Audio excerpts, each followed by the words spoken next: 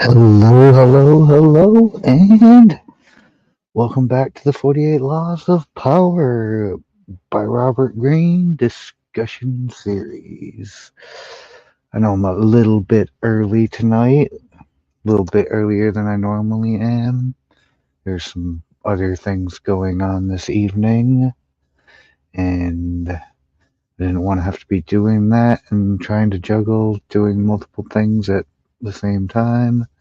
I figured I would just start a little early and see who's actually around at 6 Eastern versus 8 Eastern. I see that we have a small mousin lurking in the bushes. Good to see you, Mousy.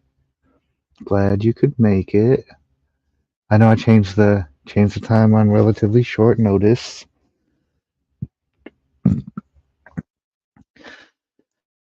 Looks like we got a Bijou as well. Is that the well, we have a mouse and a Bijou. That's almost the whole game right there.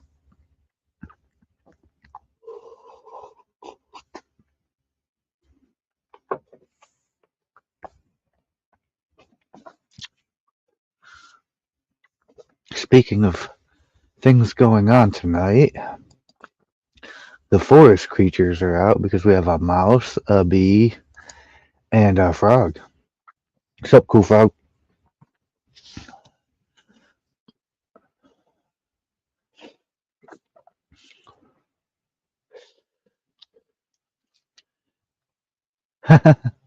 Yeah, coffee, right? That's definitely coffee. Anyway, Law 12. Who'd have ever thought we'd make it to Law 12? This is gonna be a fun one. The title of tonight's law is Use Selective Honesty and Generosity to disarm your victim.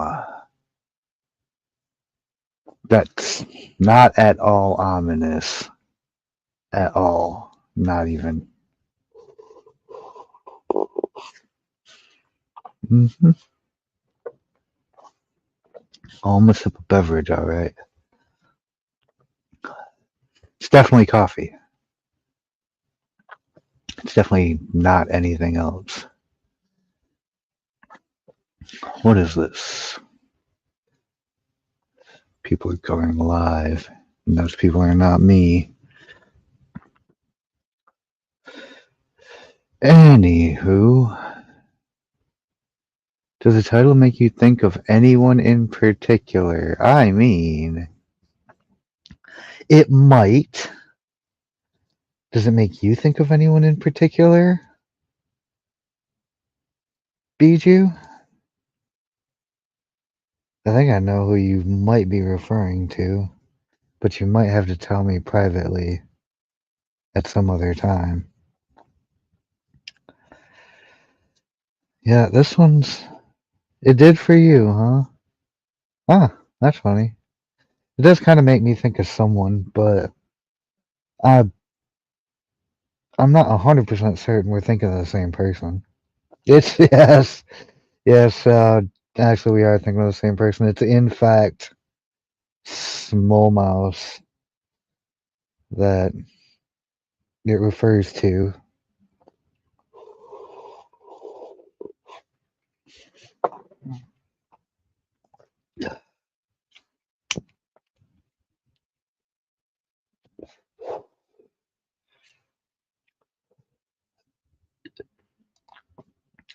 Hello, Claire. Yeah. Must be the frog using selective honesty or generosity. Frog having victims. You don't have victims. You are a victim. You get people who weasel their way into you and then try to eat their way out, sir. Evening. Evening, Claire. We all just leave this chat paranoid. I mean, I bet you if anyone had me on their like best, most trusted friends list when I started reading this book, by the time we done with Law 48, everyone's gonna have me move down at least some number of notches on the I don't really fuck with Darth list.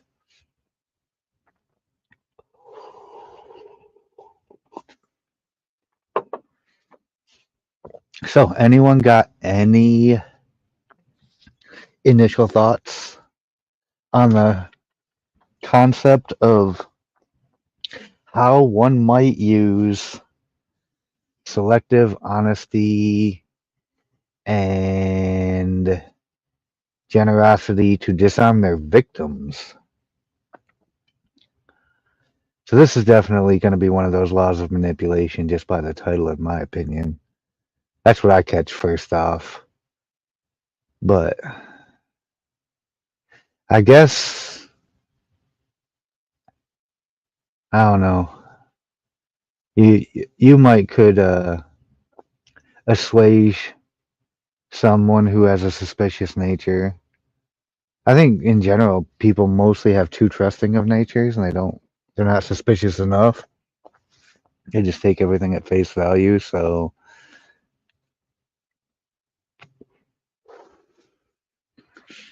I don't know, this one should be an interesting run. We'll give it a couple more minutes and let's see if any other late stragglers show up. We know people will be showing up, but I like to give people at least 10 minutes. 10 minutes to get on up in there.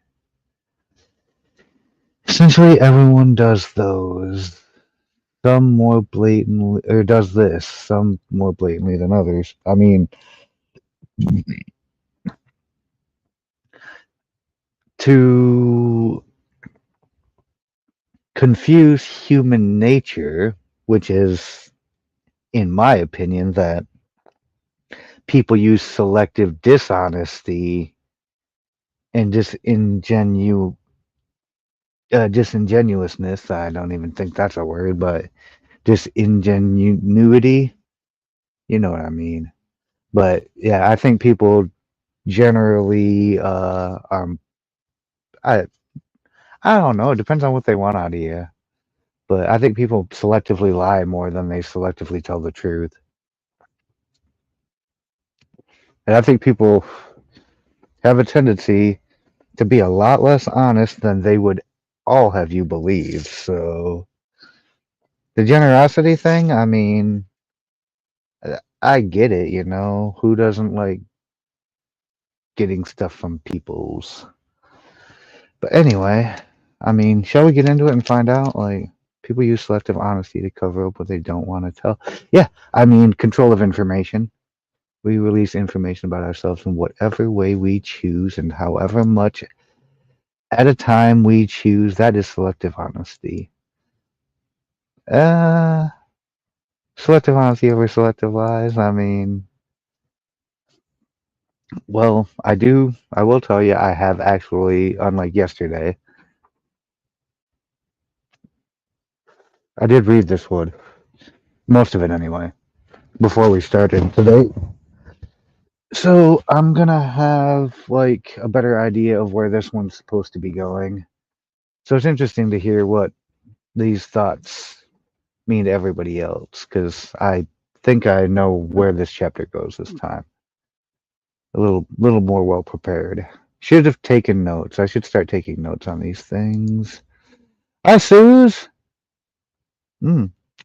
Stop by to like and say hello. Sorry, I fell asleep yesterday. Have a great stream. Well, I mean, people say that I have that kind of effect on them. That like, if I'm not being a belligerent little shit weasel, I actually have a very calming effect, and I put people to sleep. So hopefully, long after people get all the value of the 48 laws out of this stream, they'll be able to re listen to these and fall asleep easily with Darth ASMR. No, I'm kidding. I'm kidding, y'all. Like, I don't do that. But there are people who do like my voice. That is not. Oh, it's the meds. Oh, I mean, I don't blame you for that then either. Like, we gotta do the drugs. Oh, up next, he reads this. I mean, I might read The Prince next. That's actually what I was thinking. Talking about Machiavelli yesterday got me really wanting to read The Prince again. And I think that'd be next on my list. Uh, there was another one on my list. It got stolen by a content creator much better than me, so I'll I'll let it go. Bedtime storybooks you can send me. Oh dear. Don't get me yeeted though. I might have to start doing like certain readings of certain authors on different platforms because apparently like people have gotten struck for reading certain content. Juju B and Darth read the bedtime stories. That's interesting. That's a concept. Oh, wait.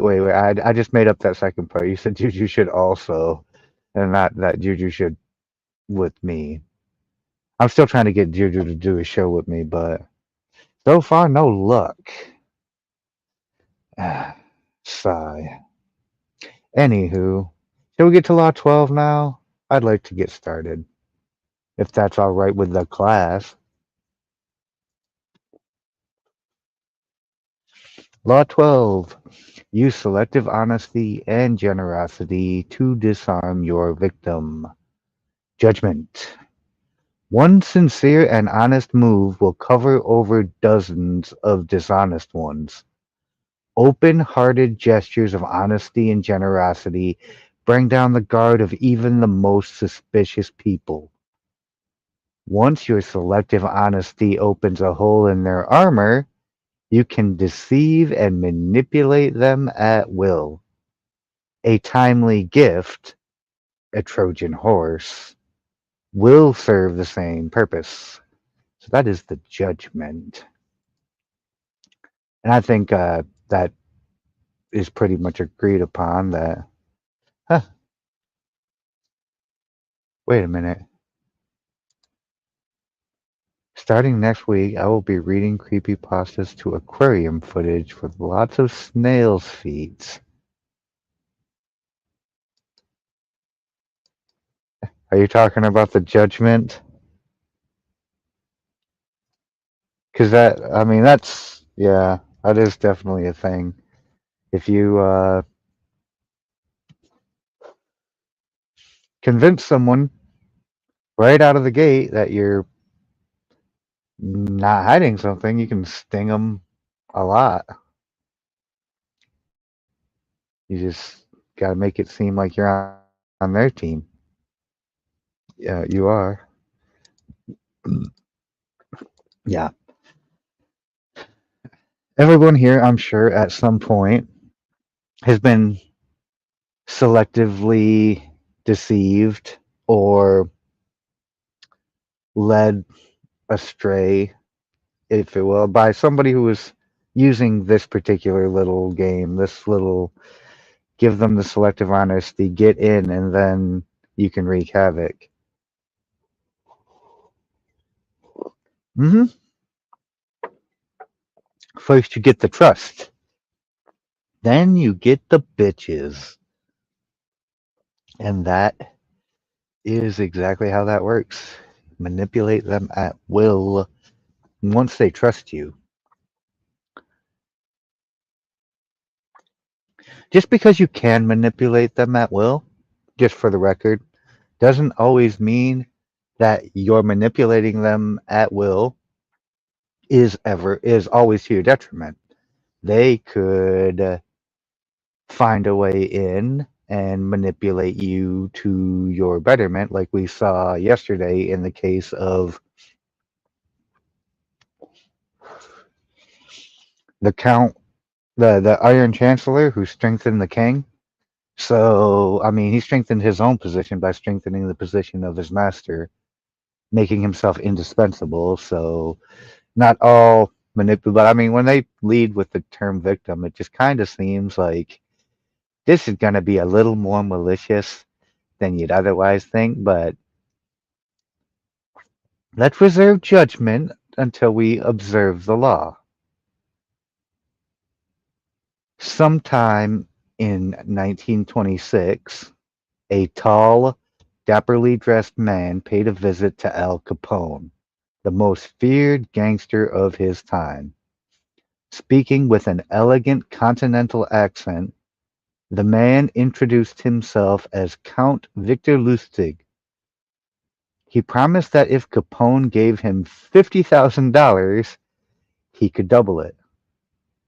Capone had more than enough funds to cover the investment, but he wasn't in the habit of entrusting large sums to total strangers. Now, you gotta remember, this is 100 years ago, roughly, like pretty close to 100 years ago. This is quite some time. Any of y'all trust anybody today? Just random person with $50,000? That's a bold statement. Like, hey, homie who don't know me, but I know who you are. You give me 50 grand, I'll bring you back 100 grand. Yeah, no. No is the correct answer. Uh, no, absolutely no, and hell fuck ass no. But this man actually said this to Mr. Al Capone of all people.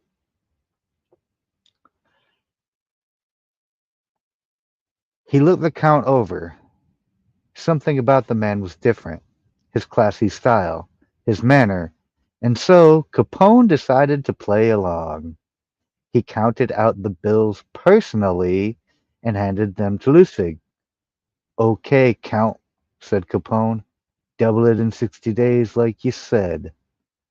Lustig left with the money, put it in a safe deposit box in Chicago, then headed to New York, where he had several other money-making schemes in progress.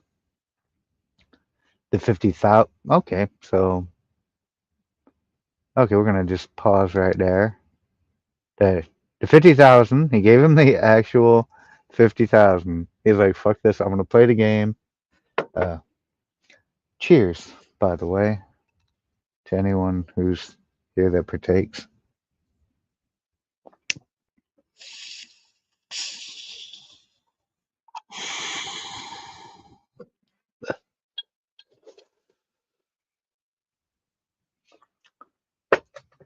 So yeah, he gives him the money and he takes it.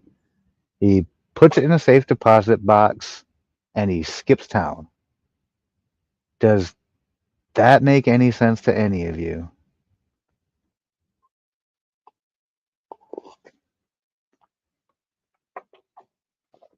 I'm having a hard time making that one make any sense.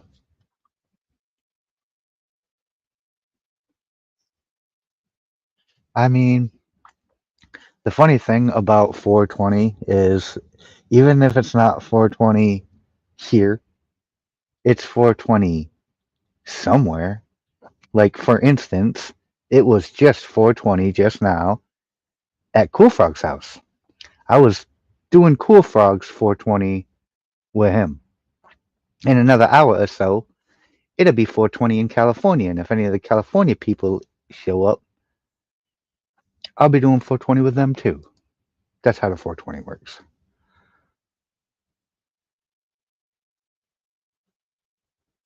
Yeah, 420 Mountain Time, exactly. That's where Cool Frog lives. It's step one in the plan. But I mean, he just trusted him outright. with 50 grand. And then he takes the 50 grand, puts it in a storage locker, and leaves town.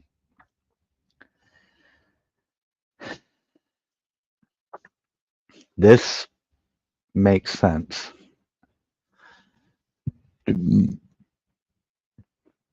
If I was going to leave town, though, I'd have taken the fucking money.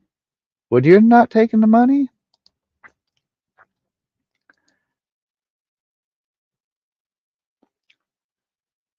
The 50,000 remained in the bank box untouched. Lustig made no effort to double it. 2 months later, he returned to Chicago, took the money from the box, and paid Capone another visit. He looked at the gangster's stony-faced bodyguards, smiled apologetically, and said, "Please accept my profound regrets, Mr. Capone. I'm sorry to report that the plan failed. I failed." Capone slowly stood up. He glowered at Lustig, debating on which part of the river to throw him in. But the Count reached into his coat pocket. He withdrew the 50,000 and placed it on the desk.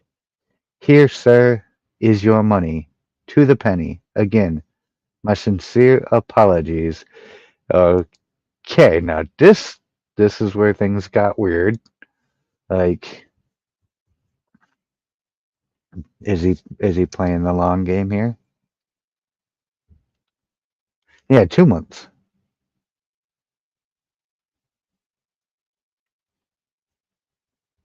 He gave him 60 days, not 6 months. 60 days. Because that's what he said. He said they could do it in 60 days, 2 months. He is out the cash for the safety deposit box right now. Who knows exactly how much those went for? Reading on.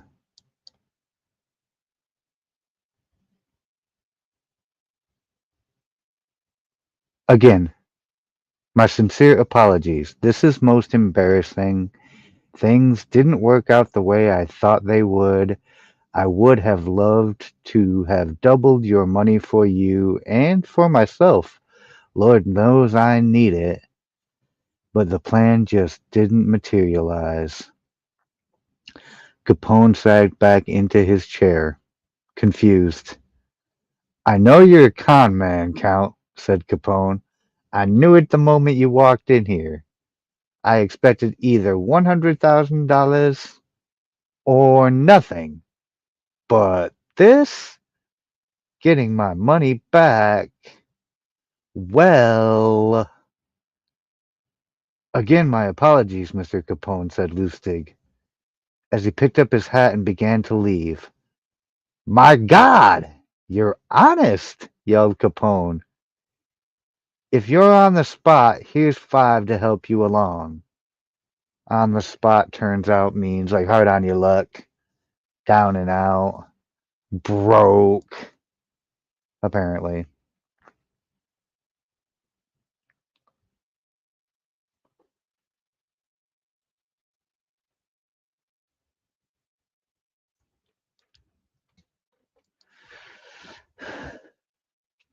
He counted out 5 $1,000 bills out of the 50,000. The Count seemed stunned, bowed deeply, mumbled his thanks, and left, taking the money. The 5,000 was what Lustig had been after all along. That was a lot of work for 5,000, was it really? He had to have a conversation with this man, get this man to give him 50,000, lock it away for 2 months while he went and chased other money that he was already going to go chase anyway because he already had other irons in the fire, then come back 2 months later and give him the money back. No risk, no actual work whatsoever. And then he just got to walk with a hot 5,000. And I'm not sure what airfare was. Like, I don't even know if they had planes back in the 30s. I wasn't there. Uh, the history of air travel isn't exactly one of my greatest historical points of reference and anyway either, but no, I'm pretty sure that was a very small amount of work. Yeah, a lot of work to keep your willpower at bay. But think about this. Who did you just rip off? You didn't just rip off some schmuck. You just ripped off the most powerful gangster of the time. Now, say you just take his 50,000 and run. Yeah. Take it. Then you have to look over your shoulder for the rest of your life because you just fucked over the most powerful gangster of his time.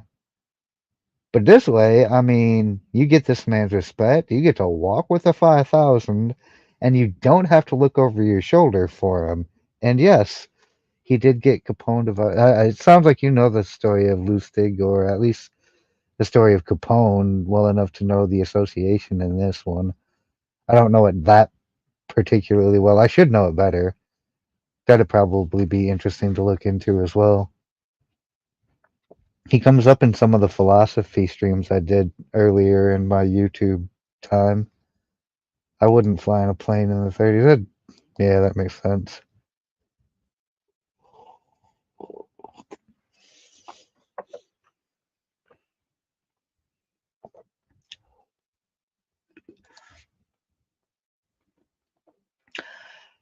Francesco Borri, courtier charlatan.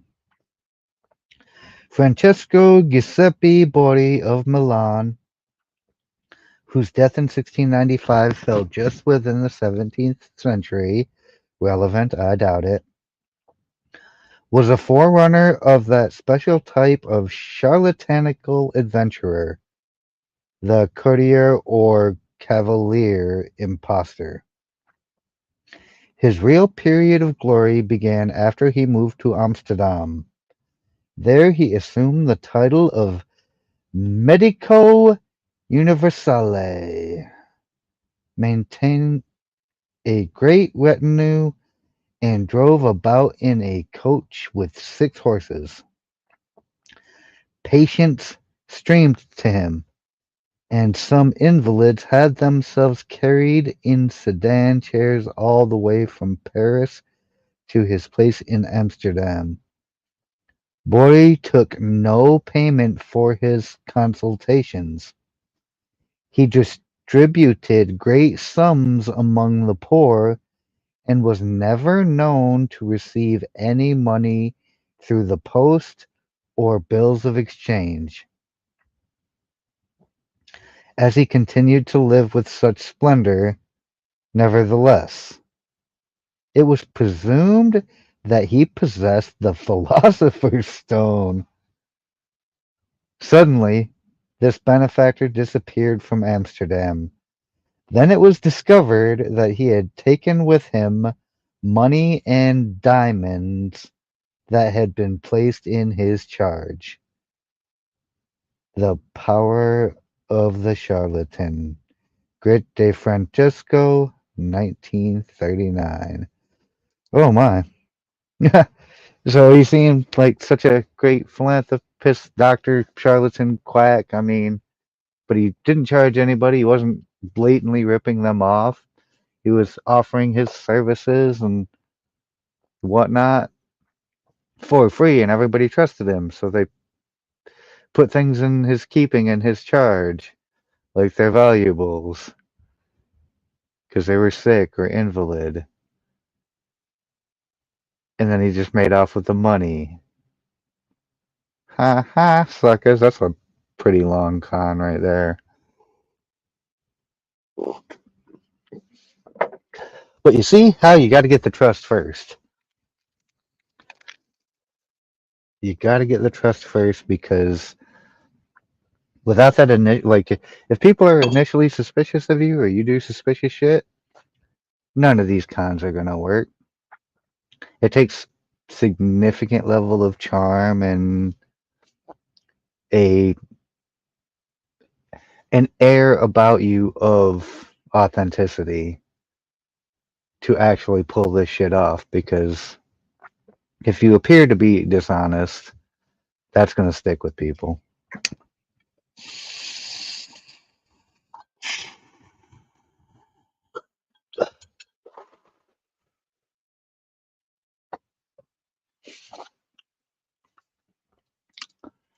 Interpretation.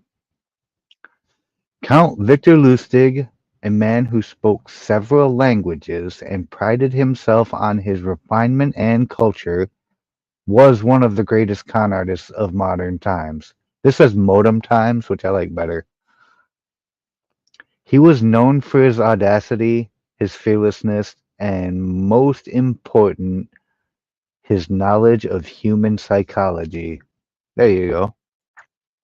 In order to deceive people, you have to be adept in understanding how people think and how they react. You have to pick up on subtle cues. You have to be just honest enough to mask your dishonesty, or honest for just long enough, and then, yes, deceptive enough once you've gotten you're in. And that's how people get destroyed, by confidence men. Can we still call them confidence men in 2023? I feel like I've met more con women than I've ever met con men, but maybe men just do better conning women and vice versa.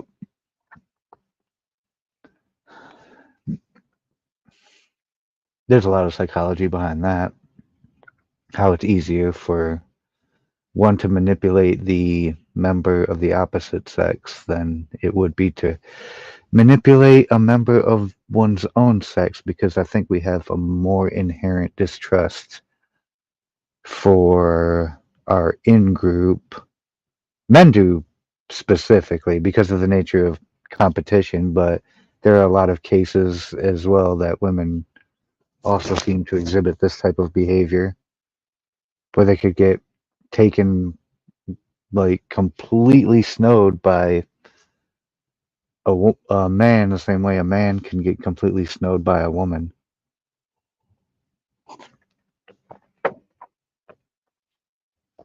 Not so common the other way around.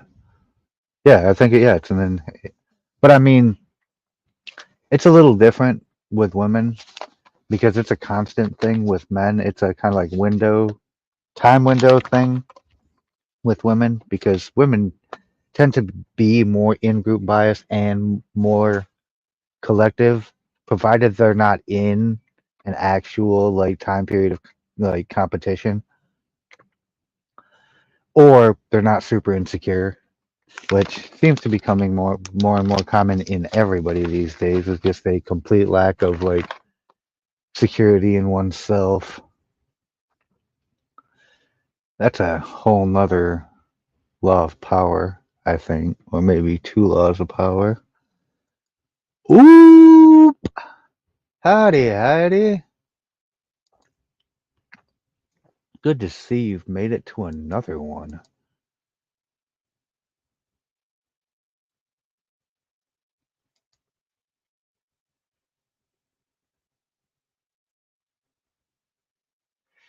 He could size up a man in minutes, discovering his weaknesses, and he had a radar for suckers.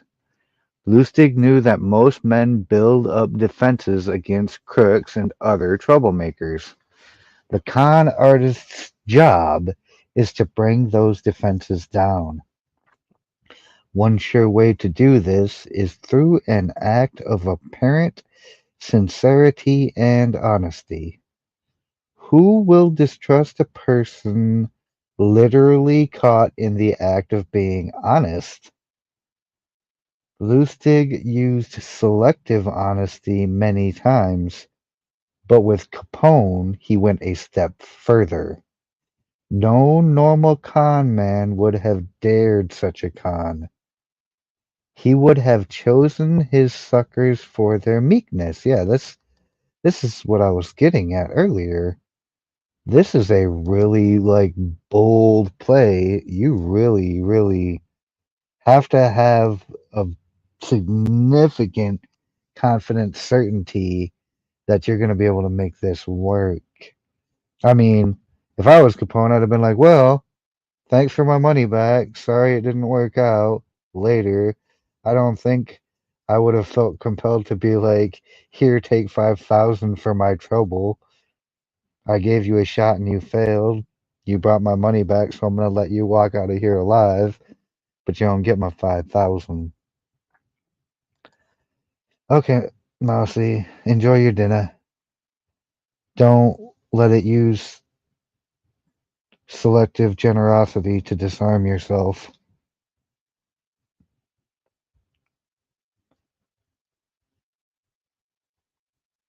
Earlier and later. That makes all the sense, actually. Where was I? Oh, yeah, but yeah, the whole out of all the people in the world to try to rip off with a con scam, why on earth would you pick up? That's the thing that just baffles me. It's like, yeah, you're too brazen for your own good, buddy. That's gonna get you in some trouble.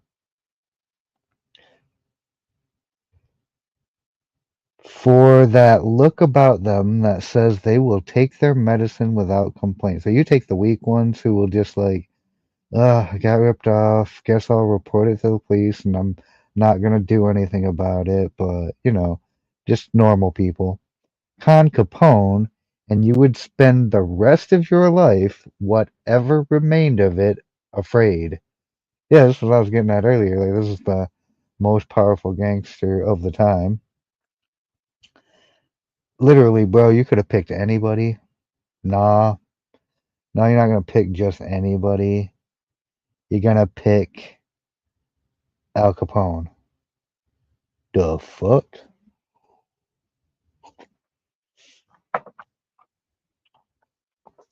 Seems like a bit of a bad choice to me, but I've never tried to con anybody.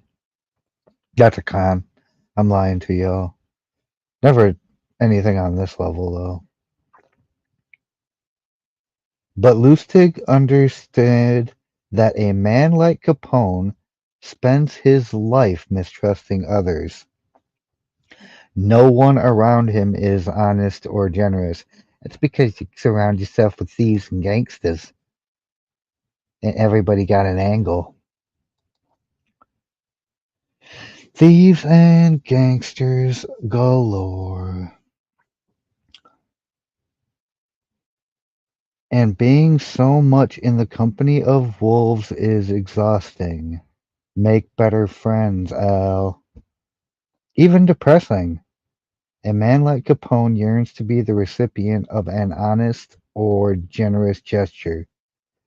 To feel that not everyone has an angle or is out to rob him. This is a dangerous assumption, even if it is true.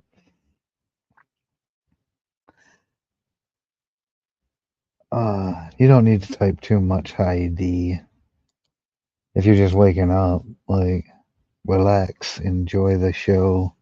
If you have any questions, you can always put them in the comment section after the show's over, and I'll answer them as they come up.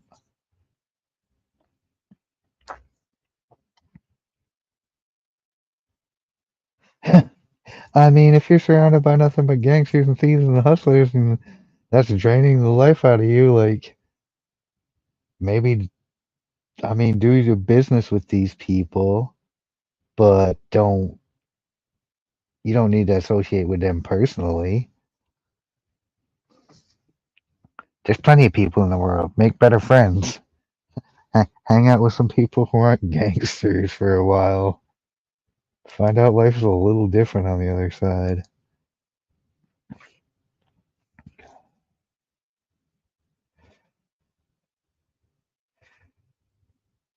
Lustig's act of selective honesty disarmed Capone because it was so unexpected. A con artist loves conflicting emotions like these, since the person caught up in them is so easily distracted and deceived.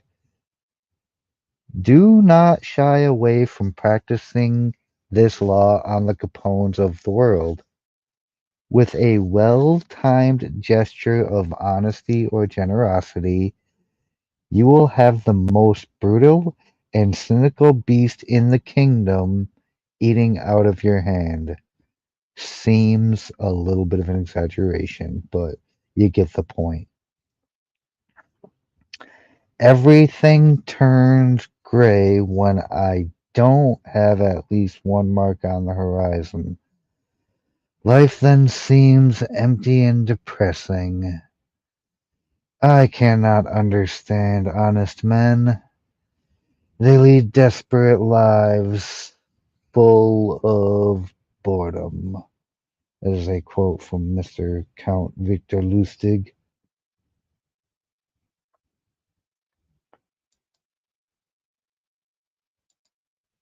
So does anyone pick up anything fun off of that one?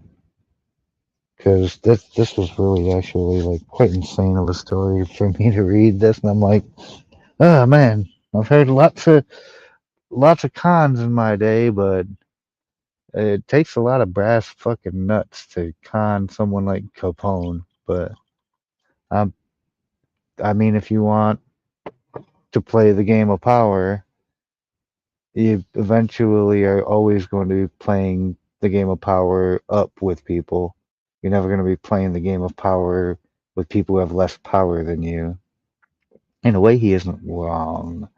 Without a goal, we do live desperate lives. Yeah. And I mean, this dude sounds like he did this shit for fun. He lived as a con man for the rush, the thrill, the constant danger and excitement.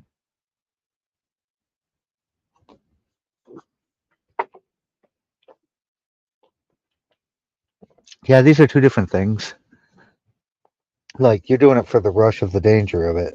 If you're doing it like this, you're not doing it. I mean, if he was doing this for a living, he could have picked softer targets than Al Capone. You're doing this for the thrill, buddy. And living for the thrill of living is a lot of fun, but chasing some dragon of the first con, yeah, I mean, it anything can be an addiction if you have a psychological propensity for such things. Keys to power. You want to do the keys to power yet, or still got more to say on the interpretation of Capone? Yeah, I mean,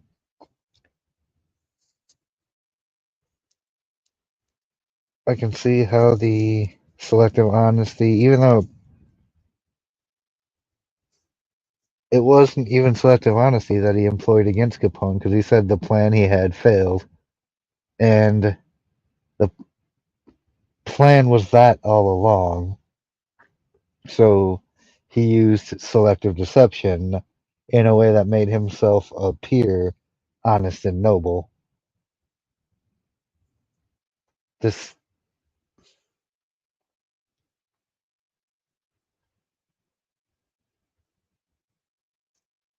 we were talking about Mr. Victor Lustig, the con man and adrenaline junkie.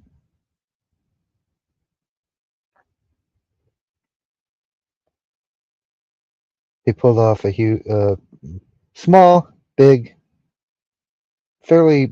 It was like a medium-sized con on Al Capone, like king of the gangsters.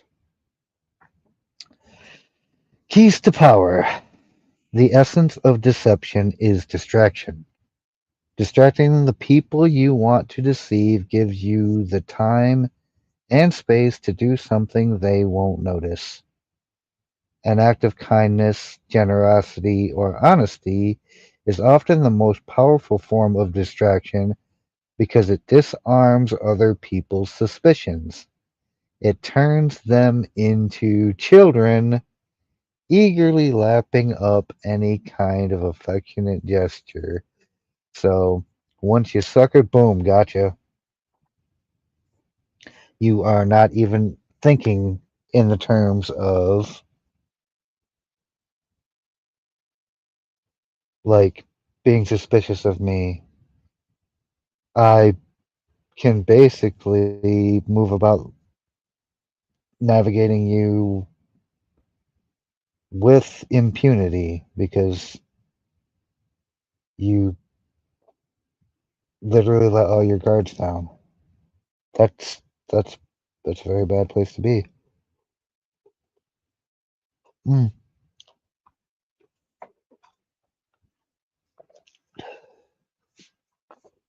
Wake up, get some coffee. Have a cup of coffee with me.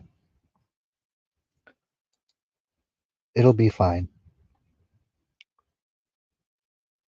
In ancient China, this was called giving before you take. The giving makes it hard for the other person to notice the taking. It is a device with infinite practical uses. Brazenly taking something from someone is dangerous, even for the powerful. I mean, whoever wrote this obviously in the United States in 2023. You want to talk about danger? Look at all that theft. They're just brazenly taking it, and they say, "Oh, you get governance out of it," and it's like, I don't know if you think this is that, but this ain't that. That ain't this. But yeah, yeah. I suppose if you're a small entity without significant monopoly on force, then you have to have a give and take. So the giving before you take makes sense. The victim will plot revenge. It is also dangerous simply to ask for what you need, no matter how politely, unless the other person sees some gain for themselves. They may come to resent your neediness. Learn to give before you take.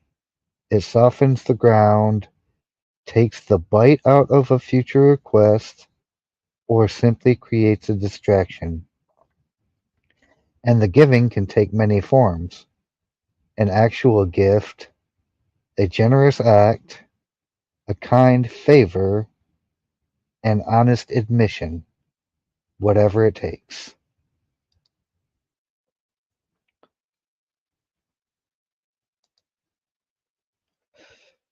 Selective honesty is best employed on your first encounter with someone. We are all creatures of habit, and our first impressions last a long time. If someone believes you are honest at the start of your relationship, it takes a lot to convince them otherwise. This gives you room to maneuver. Jay Gould, like Al Capone, was a man who distrusted everyone. By the time he was 33, he was already a multimillionaire, even through mostly through deception and strong-arming. In the late 1860s, Gould invested heavily in the Erie Railroad, then discovered that the market had been flooded with a vast amount of phony stock certificates for the company. He stood to lose a fortune and to suffer a lot of embarrassment. So he's buying stock.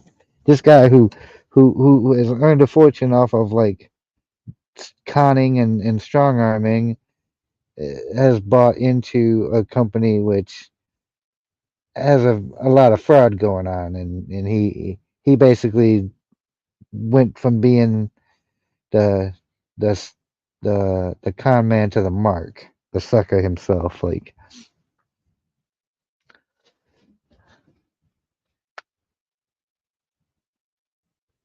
but he didn't know any better.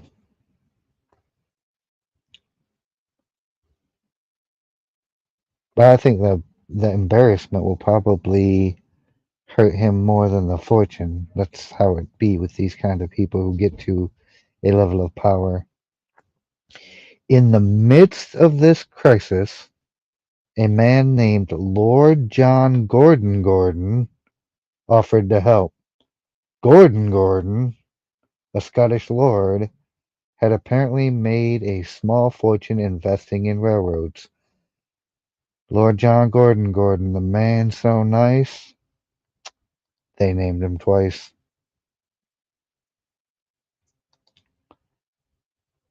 Bad karma.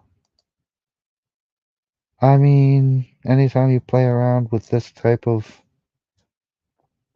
you play these power games, the more and more power you seek, the more and more likely you're going to run into situations where you're playing for high stakes with ruthless players. And it sounds like he was getting up there, and like at these tops, it's very cutthroat and very ruthless.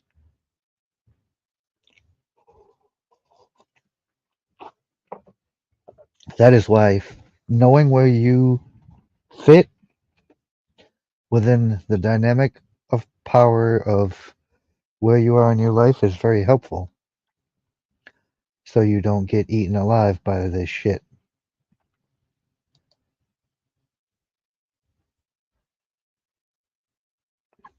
By hiring some handwriting experts, Gordon was able to prove to Gold that the culprits for the phony stock certificates were actually several top executives with the Erie Railroad itself.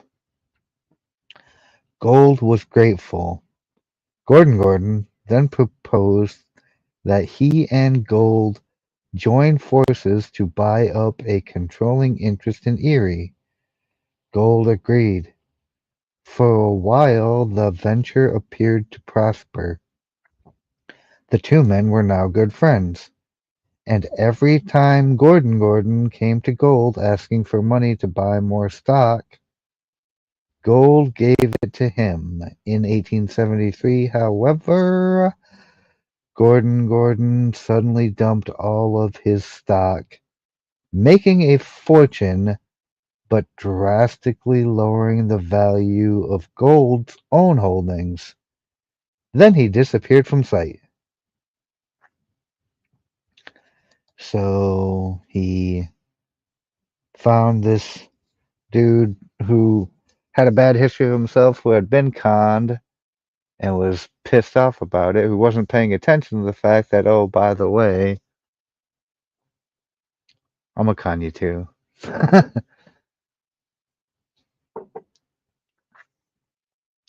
It's the double cross. You never saw that coming.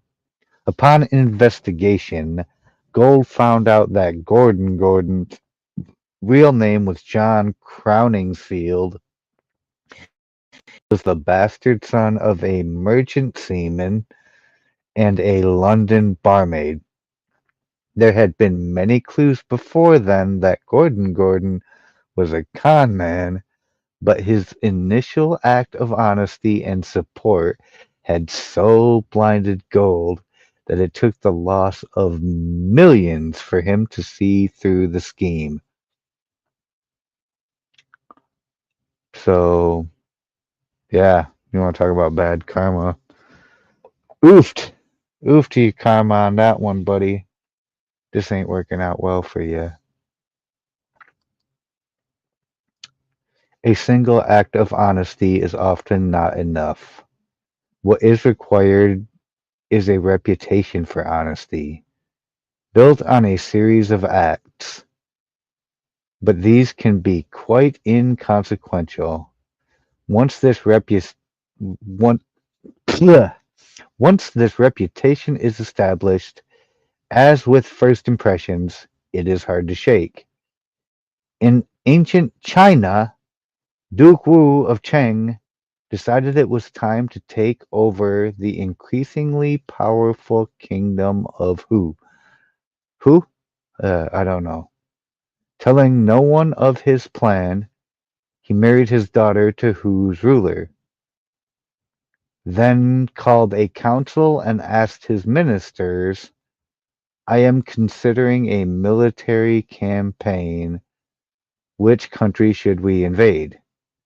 As he had expected, one of his ministers replied, Who should be invaded? Who? I don't know. You tell me.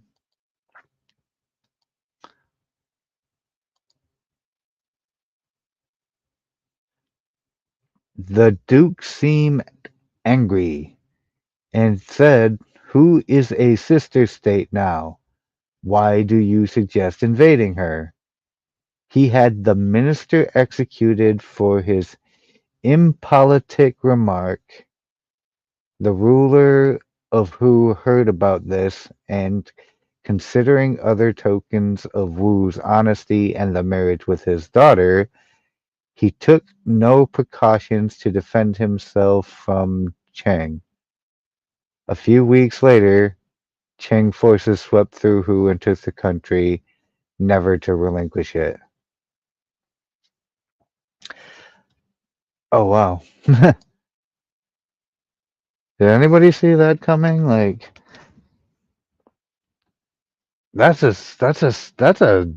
dick move right there. Like you marry off your daughter in secret to the country you're planning on invading, and then you call a meeting of your ministers, knowing damn well one of them's going to suggest invading this country that you're already setting up with over here, and you kill him. But you make a big spectacle of it because you know the word is going to get out. And the word does get out, and it gets back to them. And then they find out that you did this. They have no idea what you're doing.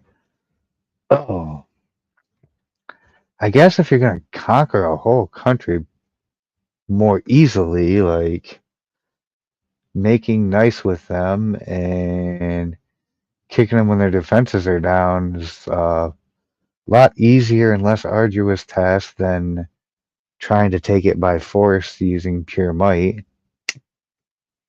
Still a scummy way to go about it. No one's going to trust you next time.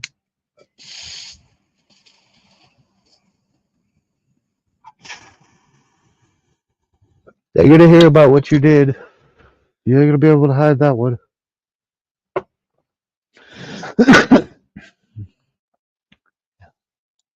Yeah, I've been going for almost an hour. And you didn't miss all that much because the first 10 minutes was just me saying all the highs and hellos to chat. There wasn't actually any stream about. And missed maybe a half hour.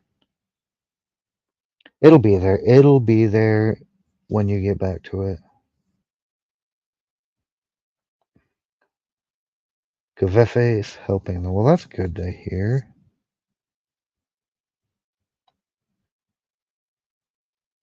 Oh,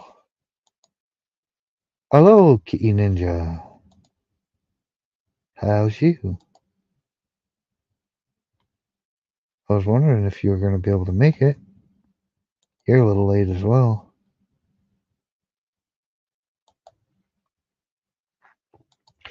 Not that it matters. Better late than never. We is just getting into how you conquer empires by being a total douchebag and lying to everybody. Honesty is one of the best ways to disarm the wary, but it is not the only one. Any kind of noble, apparently selfish act will serve. Perhaps the best such act, though, is one of generosity. Few people can resist a gift, even from the most hardened enemy, which is why it is often the perfect way to disarm people. A gift brings out the child in us, instantly lowering our defenses. Although we often view other people's actions in the most cynical light, We rarely see the Machiavellian element of a gift, which quite often hides ulterior motives.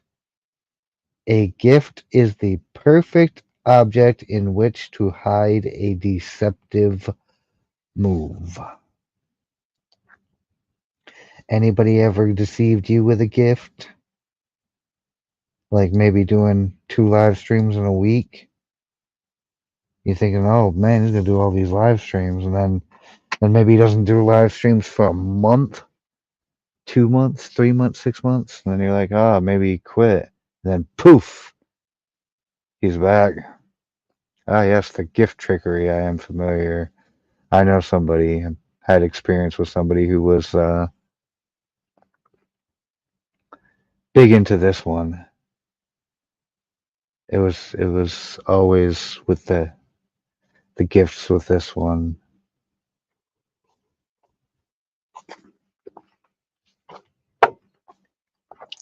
Of course, at the time, I had no idea what this person was doing.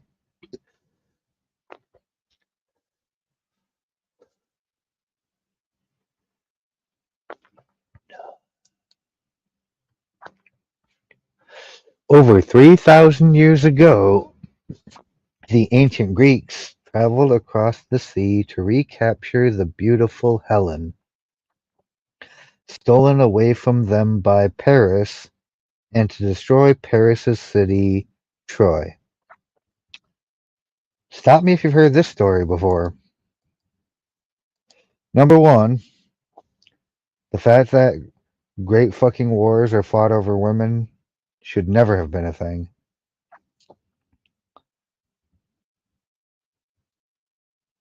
I get it. I didn't get it at first because I was like Darthanini, like a panini, but like Houdini. That makes not as delicious as a panini, but more deceptive and stealthy and a master of illusion. I get that now. Although a panini would also be delicious. The siege lasted 10 years, many heroes died, yet neither side had come close to victory. One day the prophet Caucasus assembled the Greeks. Image, the Trojan horse. Your guile is hidden inside a magnificent gift that proves irresistible to your opponent. The walls open. Once inside, wreak havoc. Stop battering away at these walls, he told them. You must find some other way, some ruse. We cannot take Troy by force alone. We must find some cunning stratagem. The cunning Greek leader Odysseus then came up with the idea of building a giant wooden horse, hiding soldiers inside it, then offering it to the Trojans as a gift. Neoptolemus, son of Achilles, was disgusted with this idea. It was unmanly. Better for thousands to die on the battlefield than to gain victory so deceitfully. Just for the record, honor in this case is of very little use to all those dead people. All those dead peoples who had to die for your fucking pride and your honor, they would all probably tell you, fuck off. Yeah, big fake horse and a woman named Helen. Oh, Mr. Matt, good to see you. Glad you could join us. Women are the only reason to go to war with you, Mo Fajoli. Uh, Spoken like a true boomer. Although, I hate to tell you this, you're wrong. Women are a reason to go to war because they are a resource. But resources are the only reason to go to war. Land, minerals, food, like resources, things to sustain life. Women do help to sustain life because they're the only ones who can propagate life. But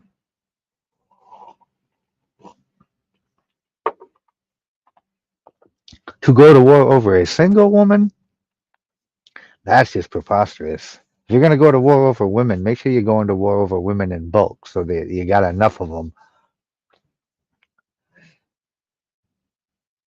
Last you a long time. You can get many sons and daughters. That's what Genghis Khan did. Like, he was basically going to war for all the women and all the other resources. But the soldiers, mind you, this leader who is the son of Achilles, so he's Neoptolemus, probably an important guy. But the soldiers, faced with the choice of between another 10 years of manliness, honor, and death on one hand, and a quick victory on the other, chose the horse, which was promptly built. The trick was successful, and Troy fell. That's exactly what happened. One gift did more for the Greek cause than 10 years of fighting. Selective kindness should also be a part of your arsenal of deception. For years, the ancient Romans had besieged. Oh, never mind. We got a new story. But most people should know that at least the.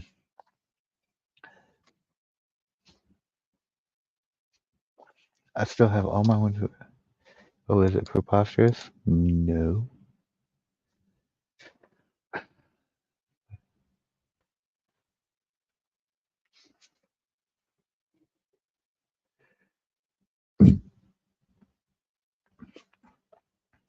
This one, Heidi, that women are the only reason to go to war, Darth. You mow, and then he did the gay flag.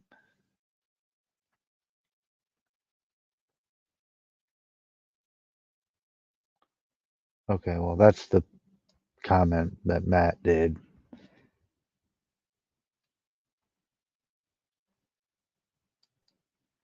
Matty knows how to make sure that the sensors don't get him. At least not the auto sensors, most of the time.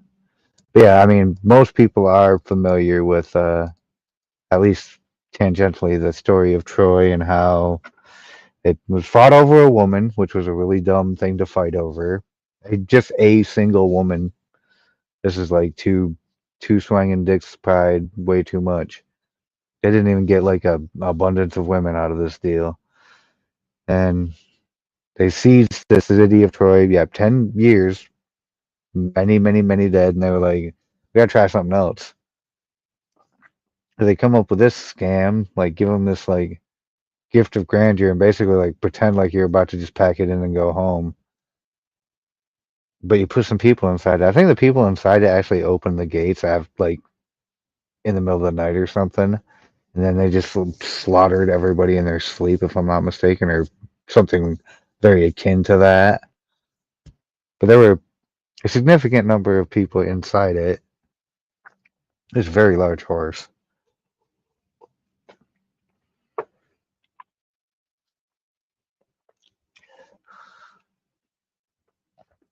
I don't know if I would accept such a grandiose gift from somebody who just spent the last decade trying to break down my city walls. I'd just be like, no, I'll burn your horse right in front of my gates, and then you'll have to deal with that when you're trying to batter the gates, which you obviously can't break.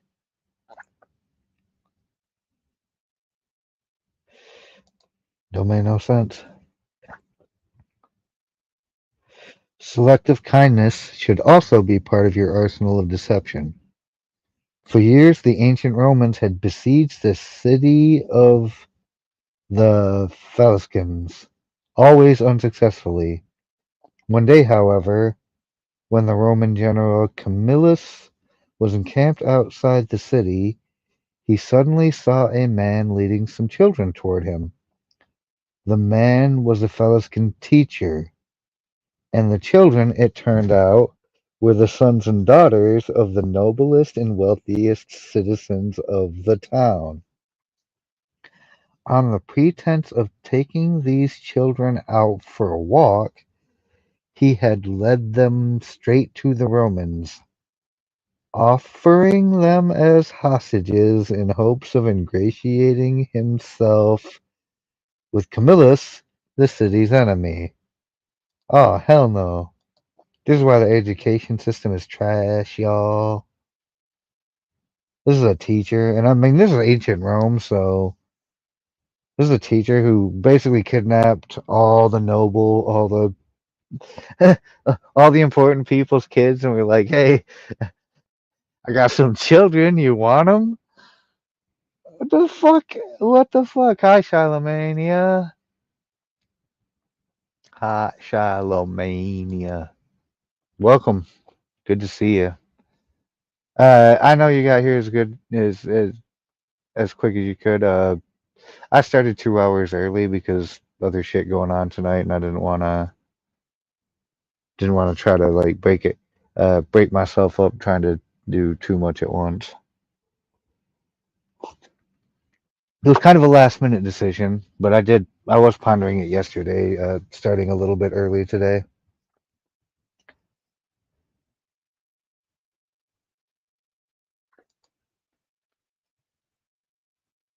Anywho, let's find out what happens next because this is fun. Camillus did not take the children hostage. He stripped the teacher, tied his hands behind his back, gave each child a rod, and let them whip him all the way back to the city. The gesture had an immediate effect on the Philistines. Had Camillus used the children as hostages, some in the city would have voted to surrender, and even if the Philistines had gone on fighting, their resistance would have been half-hearted. Camillus's refusal to take advantage of the situation broke down the Philistines' resistance, and they surrendered. The general had calculated correctly, and in any case he had had nothing to lose. He knew that the hostage ploy would not have ended the war, at least not right away. By turning the situation around, he earned his enemies' trust and respect. Look at that. This shitty piece of crap educational teacher guy. Yeah, that was my favorite part about the story is he let the kids whip him all the way back to town. Because you know he's going to be put to death when he gets there. He just kidnapped like the kids of all the wealthy nobles of the city.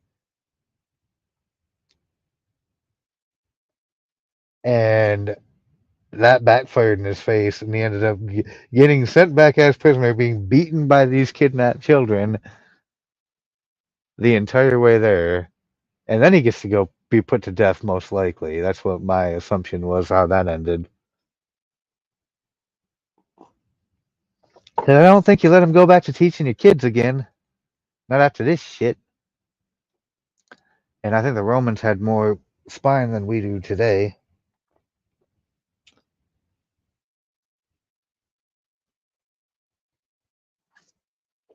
By turning the situation around, he earned his enemies' trust and respect, disarming them. Selective kindness will often break down even the most stubborn foe. Aiming right for the heart, it corrodes the will to fight back. Remember, by playing on people's emotions, calculated acts of kindness can turn a Capone into a gullible child. As with any emotional approach, the tactic must be practiced with caution. If people see through it, their disappointed feelings of gratitude and warmth will become the most violent hatred and distrust. Unless you can make the gesture seem sincere and heartfelt, do not play with fire. So, yeah, if you're going to be trying to play with someone's heart muscles and manipulate them that way, you better make sure that shit works.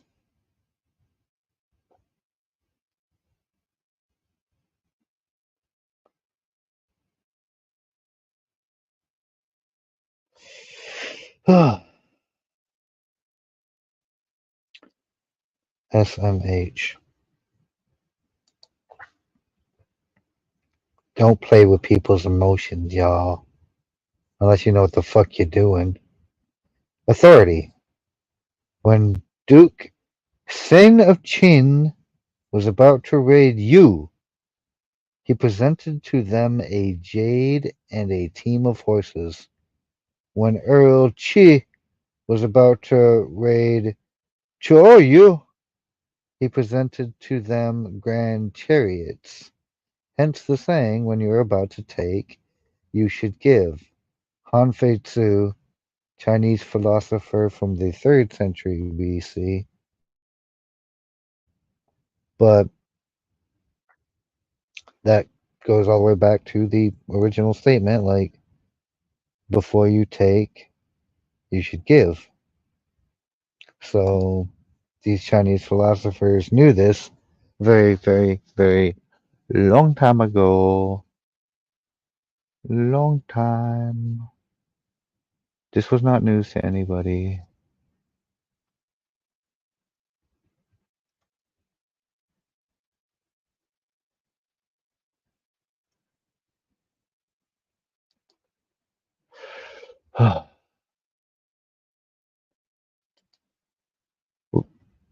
we got the we got the reversal coming up. Anyone have any further like questions or comments regarding like using selective honesty and or generosity and or just kindness as a tool to disarm people who you might otherwise want to do harm to or may even want to do harm to you? Like, I mean,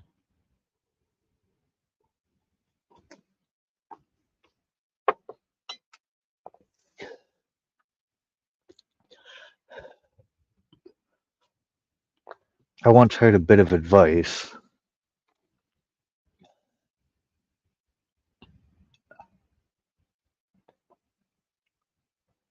that if you really, really want a job and you want to set yourself apart, bring some small token, some gift for the person giving the interview, and it will make you stick out significantly, a lot more than you would think.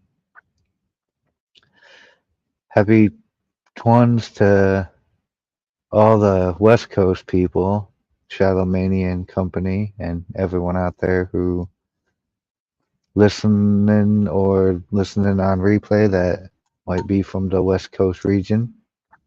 Salute.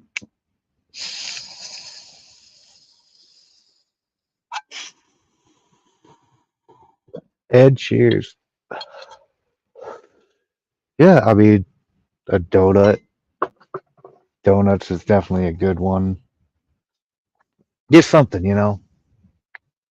It's actually really great if you can get to know the person that's going to interview you and you can bring something that is going to definitely be appealing to them. Like, you don't want to bring a box of donuts and end up getting interviewed by somebody who's a diabetic. So it's always nice to know as much as possible. To know any other, now that we've done the cheers, see, we got technical problems going on. Heidi is having chat boomerangs.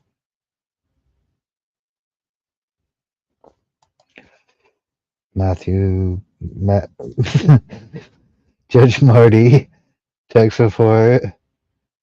You guys have your own little thing, like, over there in that weirdo server full of cow people, don't you? That's the reason that I have that thing muted and I don't go in there, because I think y'all got way too much inside jokes.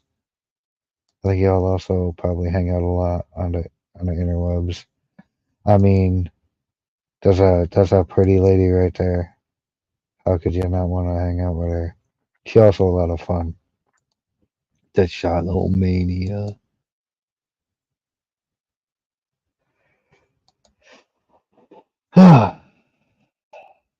Still running this about, I don't know. The reversal on this one is actually, oh yeah, Joe's. You said Joe's.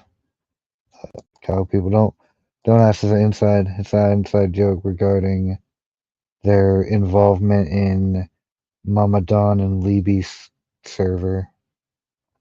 I suppose it's just Mama Don's now. Smoke show confirmed, yeah. I mean, duh. Anywho, I'm gonna get into the reversal on this one, because the reversal on this one is not what you might think. When you have a history of deceit behind you, no amount of honesty, generosity, or kindness will fool people. In fact, it will only call attention to itself. Once people have come to see you as deceitful, to act honest all of a sudden is simply suspicious. In these cases, it is better to play the rogue. Okay, so you've been caught, or you have a reputation. Rather than try to, like, go against what people already know of you, if you actually are a deceitful, dishonest person, just be honest and lean into your deceitful, dishonest nature. Be actual honest and lean into your dishonesty. Play the rogue.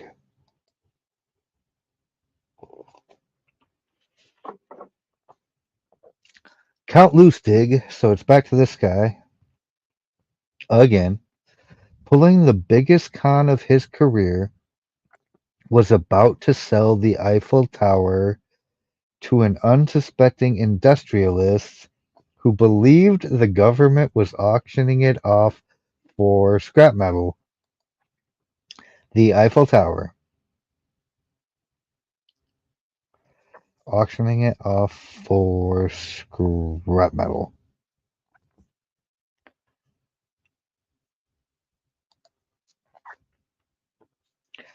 Count Lustig. Okay, never mind that. I'm a little off where I was. The industrialist was prepared to hand over a huge sum of money to Lustig, who had successfully impersonated a government official. At the last minute, however, the mark was suspicious. Something about Lustig bothered him. At the meeting in which he was to hand over the money, Lustig sensed his sudden distrust. Uh-oh. Don't you hate it when you're trying to scam somebody and then they start to catch on? Yeah. I mean, how do you think I conned all of you wonderful people? I just do this. Be authentic. Authentic asshole.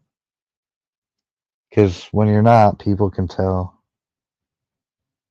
Or smarty pants, depending on the angle. I mean, I might be a smart asshole who might be conning y'all into thinking that I do a show worth watching.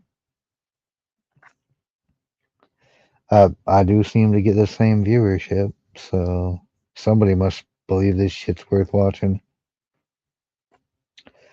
Leaning over to the industrialist, Lustig explained in a low whisper how low his salary was, how difficult his finances were, on and on. After a few minutes of this, the industrialist realized that Lustig was asking for a bribe. For the first time, he relaxed. Now he knew he could trust Lustig. Since all government officials are dishonest, uh, since all government officials are dishonest, since all government officials are dishonest, Lustig had to be real. The man forked over the money. By acting dishonest, Lustig seemed the real McCoy. In this case, selective honesty would have had the opposite effect. Yeah, if he selectively honestly tells you, I'm actually not a government employee, I'm actually a con man. Uh, yeah, okay, buddy. You good con man. You have fun with that. Nope. But he made himself look like a real deal a government employee. Remember that, folks. Like even this Mark, this guy who got scammed, he knew that all government employees are dishonest and corrupt. Even back in the 30s. This is nothing new, folks. Corruption's older than we are. As the French diplomat Talleyrand grew older, now we've talked about Talleyrand before, his reputation as a master liar and deceiver spread. At the Congress of Vienna, he would spin fabulous stories and make impossible remarks to people who knew he had to be lying. His dishonesty had no purpose except to cloak the moments when he really was deceiving them. One day, for example, among friends, Talleyrand said with apparent sincerity, "In business one ought to show one's hand." No one who heard him could believe their ears. A man who never once in his life had shown his cards was telling other people to show theirs. Tactics like this made it impossible to distinguish Talleyrand's real deceptions from his fake ones. By embracing his reputation for dishonesty, he preserved his ability to deceive. Well, if they already think you're a giant liar, you might as well just keep lying. Yeah, fire, fire, fire. Dumpster fire. Oh dear God. But you get it. Like, I mean, if you can get in and get them to trust you, that's the best way to play it. But if you're still trying to play in the game and you got a record for being a liar, own it. Own that shit. Eat an entire bag of dicks. Oh, that's one of my favorite phrases. That's why I don't use it too often because I don't want to murder that one. Son of a bitch. Ugh. I'll show you mine if you show me yours. No, no, no, no, absolutely not. I don't even know what you're talking about, but no.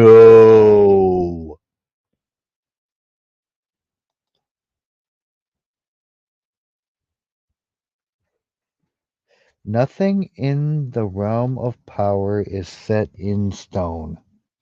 Overt deceptiveness will sometimes cover your tracks, even making you admired for the honesty of your dishonesty.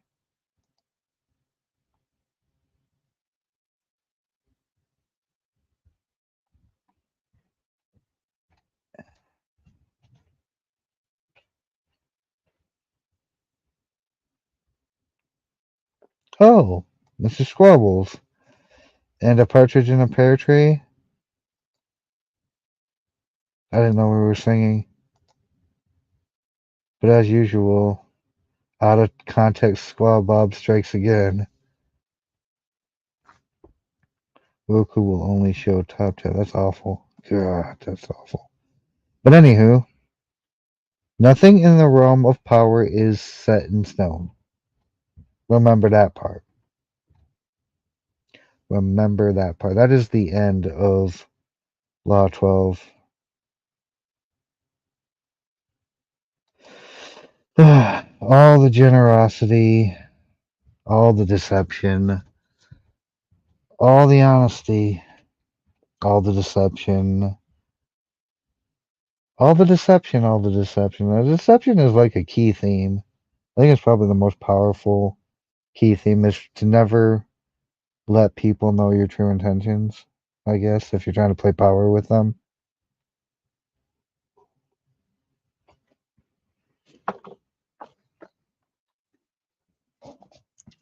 It's kind of ruthless.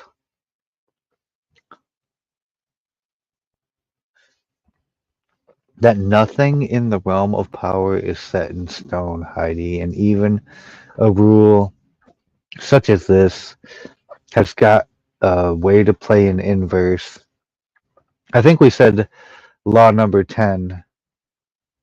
If you haven't seen law number 10, I think law number 10 is the only one we've come across that doesn't have a reversal, and it's avoid the unhappy and unlucky, and it does like end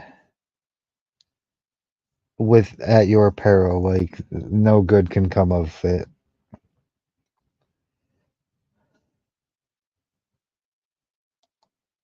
Judge, oh judge. So yeah, don't forget that nothing in the game of power is ever set in stone.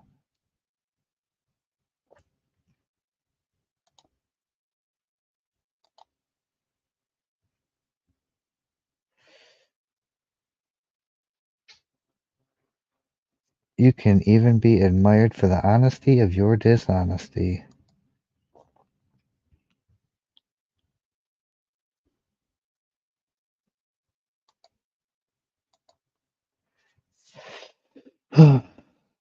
So, anyone curious? Anyone got thoughts? I'm curious about everyone's thoughts about how how they interpret this law.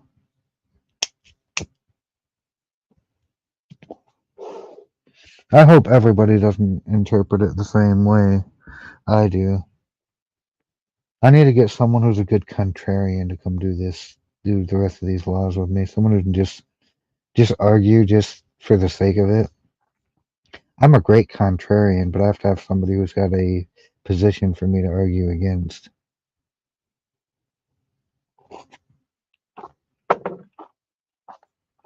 Being as I'm the one taking the position every time, I don't know if I can come up with a great argument against myself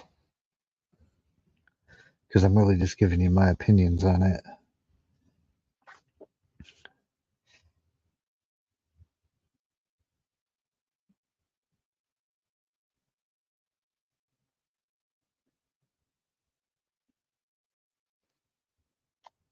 Oh, are you talking about Law 10? Its reversal was find and hang out with happy, lucky people. I literally just wrote out what you said. My loving brother stole land from me for a fucking blueberry muffin. That sounds like a story. Maybe one of these days we'll just have to do a hangout without doing one of the like laws or something, and you can tell me some of these crazy stories of yours. Yeah, I mean Evian spelled backwards is naive, and people still drink the water anyway. Hmm. I mean, I mean, I've been attacked for being deceptive when I just be quiet and don't give a fuck. Well,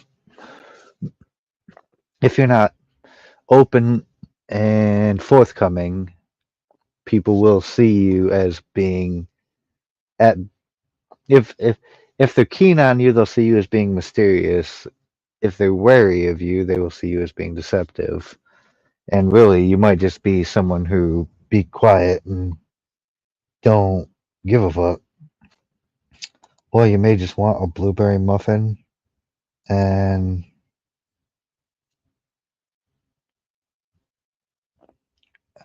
I don't know, if you got a whole bunch of land to give Heidi, I think she might have one for you. I feel like she feels like she's owed something for a blueberry muffin next time.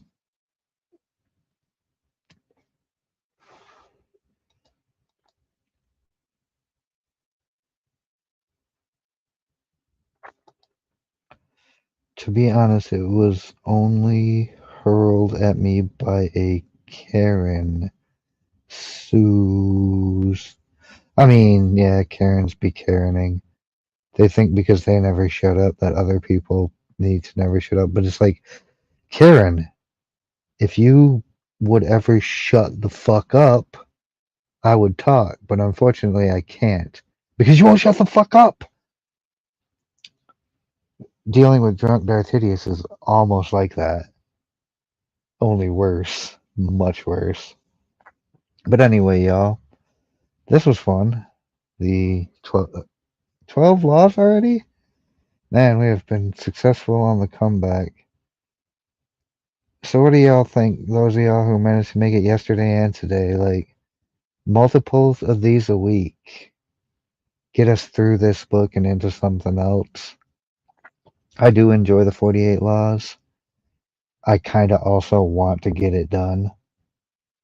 So if y'all are down to do more than one of these a week, I would really like to know. I don't want to overdo it because I know other people want to do other shit too. But I think doing more than one a week is probably feasible for me. Yeah, I mean it's definitely feasible for me.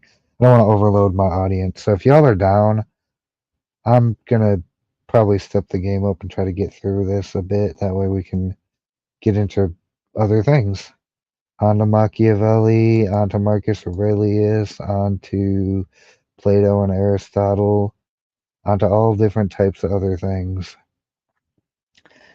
But anyway, thank you all for coming. I definitely won't be doing one of these tomorrow. I'm gonna be busy tomorrow, especially in the evening. I may do one Friday earlier in the day, even than this one. So if I do one on Friday, look for that notification sometime between like 1, 2 o'clock Eastern time. That'll be an early one. But that's not a promise. That's barely, barely a possibility at this point. It says I got 12 people watching. If you haven't hit the like button and you're my homie, if you could go ahead and hit that like button for me, that'd be cool. Once a week ain't enough for me. I want more. Well, you onto it. You got it, Maddie. Like, uh, if multiple dark guys. Okay, so it seems kind of unanimous. Like the crowd that does come here definitely wants to be here more often. I'll try to figure it out. Scheduling going forward. I think after this small spell of slightly busy, I should be opening up my schedule pretty wide. But we will see what happens. Anyway, thank you all for coming. I will definitely see you back here at the very latest, 8 o'clock Wednesday night next week. That's 8 Eastern for, at the very least, Law 13. Until I see y'all next time, have a good one. Peace out, and may the power ever be on your side or some shit.